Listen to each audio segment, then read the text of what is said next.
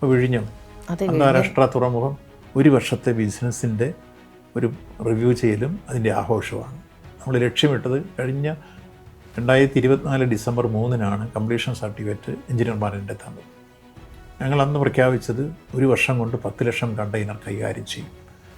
ഈ ഡിസംബർ 3 എത്തിയപ്പോൾ, ഇന്ന് ഡിസംബർ 16 ഈ ഡിസംബർ 3 എത്തിയപ്പോഴേക്ക് ഞങ്ങൾ ഒരു വർഷം തികഞ്ഞു.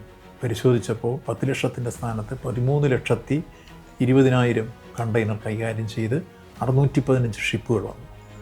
615 ഷിപ്പുകൾ വന്നു എന്നുള്ളതല്ല അതിൻ്റെ പ്രാധാന്യം. അതിനേക്കാളൊരു പ്രാധാന്യം MSCയുടെ കൂറ്റൻ കപ്പലുകൾ ഇവിടെ വന്നത്. ഇപ്പോൾ ടർക്കി MSCയുടെ കൂറ്റൻ കപ്പലാണ്. 399.9 മീറ്റർ നീളവും 64.9 മീറ്റർ വീതിയുള്ള ഷിപ്പാണ്. അതുപോലെ MSC ഐറീനയും ടർക്കിയും വിവിധ ഷിപ്പുകൾ വന്നിട്ടുണ്ട്. അങ്ങനെ ഒരുപക്ഷെ കൊളംബോയിലോ അല്ലെങ്കിൽ ദുബായിലോ പോലും ഇതുപോലെ വരാത്ത ഈ ഷിപ്പുകൾ വരാൻ ഇവിടെ ഇടയായ സാഹചര്യം എന്താണെന്ന് വെച്ച് കഴിഞ്ഞാൽ, ഒന്ന്, അന്താരാഷ്ട്ര കപ്പൽശാലയിൽ നിന്ന് 10 നോട്ടിക്കൽ മൈൽ മാത്രമേ ഡിസ്റ്റൻസ് ഉള്ളൂ ഈ തുറമുഖം. ഒന്ന്, കൊച്ചി പോലും 73 കിലോമീറ്റർ ദൂരെയാണ് വരിക. 2, ഇവിടെ വരുന്ന ഷിപ്പ് ഒന്ന് വന്ന് പോയി കഴിഞ്ഞാൽ പിന്നെ ഡ്രഡ്ജ് ചെയ്യുക മറ്റു തുറമുഖങ്ങളല്ല. ഇവിടെ ഡ്രഡ്ജ് ചെയ്യേണ്ട പ്രകൃതിദത്തമായൊരു സൗന്ദര്യവും സൗകര്യവും ഈ തുറമുഖത്തിനുണ്ട്. അതെന്തെന്ന് ചോദിച്ചാൽ, ഒന്ന് 20 മീറ്റർ ആഴമുണ്ട്, 2 അടി പാറയാണ്. അപ്പോൾ അടി പാറയായതുകൊണ്ട് അവിടെ ഡ്രഡ്ജിങ് വേണ്ട. അപ്പോൾ ഡ്രഡ്ജിങ് കൂടാതെ തന്നെ എപ്പോഴും ഷിപ്പിന് വന്നു പോകാനുള്ള സൗകര്യം. 2, ആഴം 20 മീറ്റർ നിൽക്കും. ഏറ്റവും കൂടിയത് ഇപ്പോൾ ഇവിടെ വന്ന് 17 മീറ്റർ ആഴത്തിൽ പോകുന്ന ഷിപ്പാണ് ഐറീന ഇവിടെ വന്നത്. അപ്പോൾ 156ഓളം ഷിപ്പുകൾ ഈ 615 എണ്ണത്തിൽ ഇതുവരെ വലിയ തുറമുഖങ്ങളിലൊന്നും വരാത്ത MSCയുടെ ഷിപ്പുകളാണ്.